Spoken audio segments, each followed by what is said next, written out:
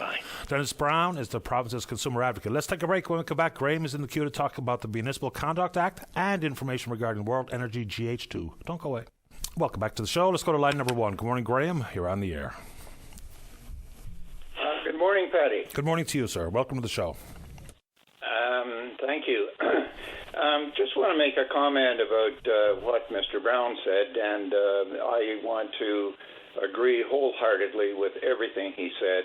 People have to sort of separate Newfoundland Light and Power, or Newfoundland Power and Newfoundland Hydro, which is the government, of course. And it's the submission before the board is for more profit. They want to increase their rate of return. Newfoundland Power, it's a private company, and they want a higher profit. I agree totally. They should not be allowed to have that. Okay, that's not my reason. Okay. But I will mention another previous caller who was saying that she couldn't get any information or a copy of the GH2 additional information that was submitted. I mean, it was only submitted 2 days ago. But I have read it. It is online, all of it. It's 503 pages. And I'll get into that a little bit later. But first of all, what I would like to talk about is the Municipal Conduct Act and the Stephenville Council. There were, firstly, let me say, it's elementary in any democratic society that you cannot be judge and jury in any complaint about yourself. Now, I submitted a complaint. There was lots of complaints submitted by other people. I have not seen them. I'm talking about mine alone. I submitted a complaint under the Act as it was the only vehicle really available to complain about it.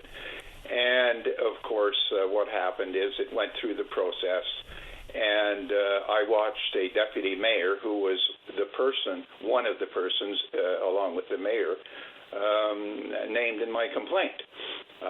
So she had to be coaxed by the previous CAO, Colin Maddock, to say one word about the complaint, and that was dismissed. Now, when you see that, you sort of, shake your head and say, well, she was the subject of the complaint, and she's dismissing it herself. Well, that's elementary. You can't do that. However, there is a caveat to that, and that is that the only remedy to that, of course, is an appeal to the Supreme Court of Newfoundland. And, of course, that involves a lot of paper and lawyers, and I'm not interested in that.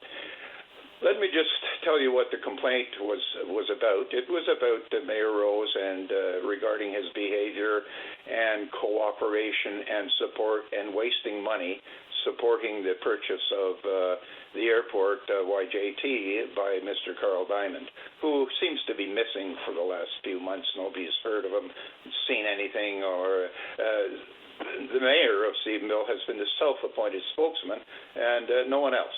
So any information coming out comes from him, and that's a clear conflict, in my opinion. Now, the Municipal Act doesn't contemplate, as it's written, investigating corruption or behaviors of mayors in deals like this. And unfortunately, it'll have to be, that stuff will have to be written into it. It'll have to be changed. Mr. Diamond, of course, as you know and you've talked about before, you can't get him on the show. Nobody seems to know where he is. He was able to obtain a $1.1 million mortgage provided by a lottery winner out in Saskatoon.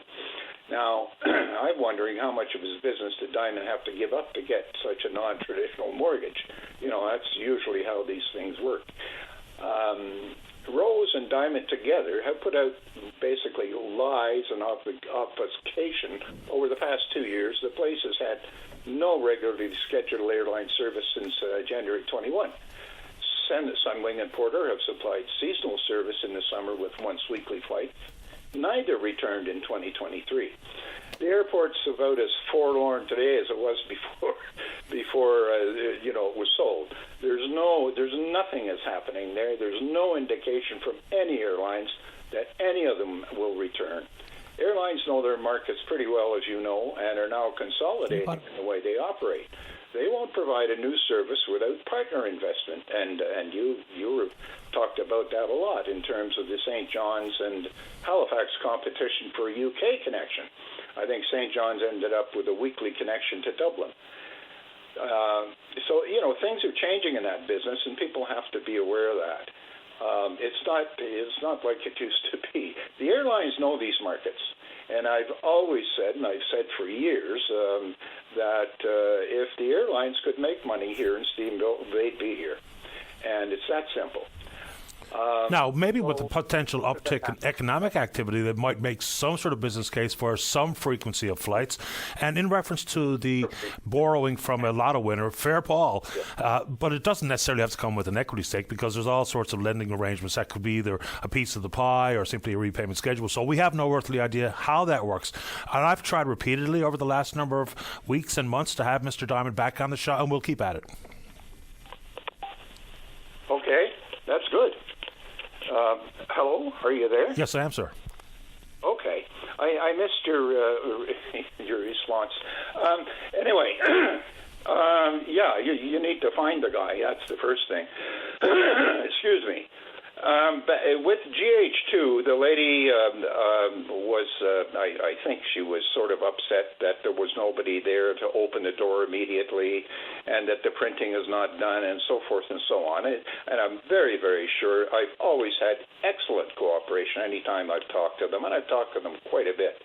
One interesting point it's in section, I think it's 2.4 or 5 of the additional information. There's 503 pages of it. Is that it states that the construction camp for the project itself, which will be for about 1,200 to 1,600 persons, that will be built on the eastern portion of the airport property. And not only that, a new wastewater treatment facility will have to be built for it, because the Stephenville facility can't handle the extra load, according to the document. And this means that more benefits will accrue to the new owner, in addition to a 20-year lease that they've already signed for laydown space. So the unfortunate thing that I see in this whole matter, and for the past 2 years, Tom Rose has been a non-voting. Tom Rose has been a non-voting town liaison member of the Stephenville Airport Corporation Board. Attended all their board meetings, and he supported Diamond to the hilt, finally resulting in a deal to sell Diamond. Now, this was a terrible decision by the board, and all the promises by Diamond so far have resulted in absolutely nothing. They've announced dated promises for 2 or 3 airlines coming to serve YJT in 2022, building a new terminal, all kinds of things like that, and they've never even applied for an environmental assessment, which all that stuff building would require. So to me, it's all garbage. And unfortunately, the board was, because of Tom Rose's,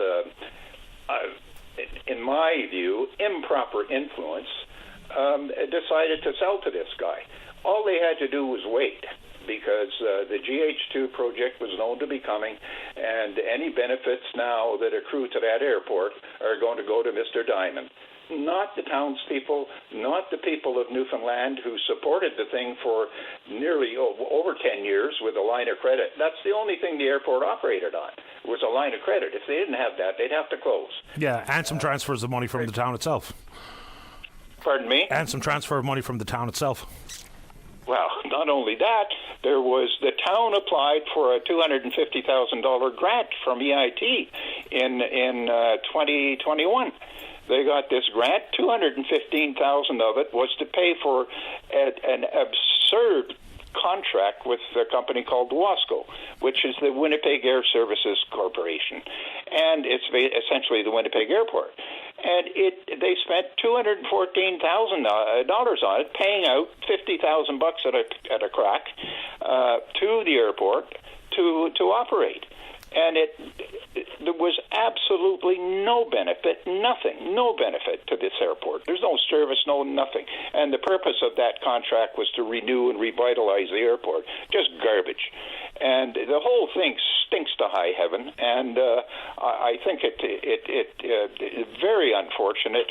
certainly, not a morally correct process in any way, shape, or form. No one even knew the airport was for sale before September 9th, 2021, when Mr. Diamond and Mr. Rose made the big announcement.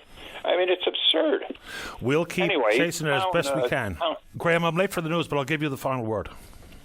Well, I'm just saying that it's a terrible situation that exists, requires an investigation, and the Municipal Conduct Act, we hoped would get this kind of investigation, but the Act doesn't contemplate investigating corruption. So I'll just leave it at that. The whole thing needs to be investigated by authorities. I appreciate your time. Thank you, Graham. Thank you. You're welcome. Bye-bye.